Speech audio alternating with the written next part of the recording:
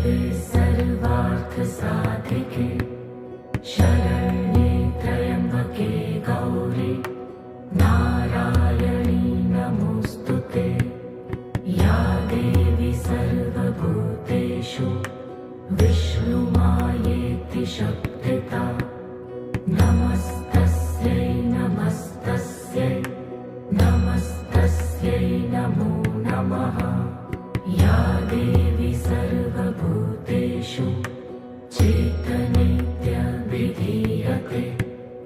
नमस्तस्यै नमस्तस्यै नमस्तस्यै नमो नमः या देवी सर्वभूतेषु बुद्धिरूपेण संस्थिता नमस्तस्यै नमस्तस्यै नमस्तस्यै नमो नमः या देवी सर्वभूतेषु निद्रारूपेण संस्थिता नमस्तस्यै नमस्तस्यै नमस्तस्यै नमो नमः या देवी सर्वभूतेषु शुद्धारूपेण संस्थिता नमस्तस्यै नमस्तस्यै नमस्तस्यै नमो नमः या देवी सर्वभूतेषु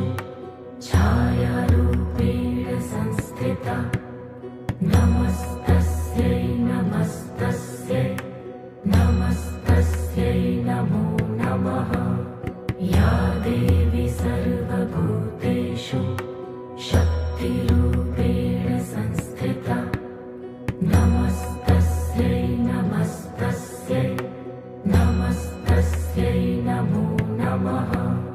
ఉత్సవ కమిటీ ఆధ్వర్యంలో గత 2 సంవత్సరాలుగా గణపతి నవరాత్రులు అలాగే అమ్మవారి నవరాత్రులు నిర్వహించుకుంటున్నాం.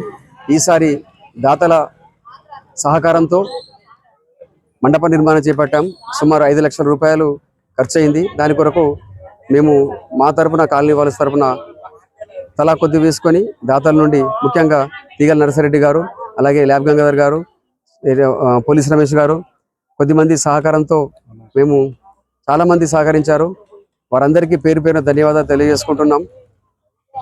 ఈ కార్యక్రమానికి అన్నప్రసాదానికి సహకరించినటువంటి ప్రతి ఒక్కరికి హృదయపూర్వక కృతజ్ఞతలు తెలియజేసుకుంటున్నాం.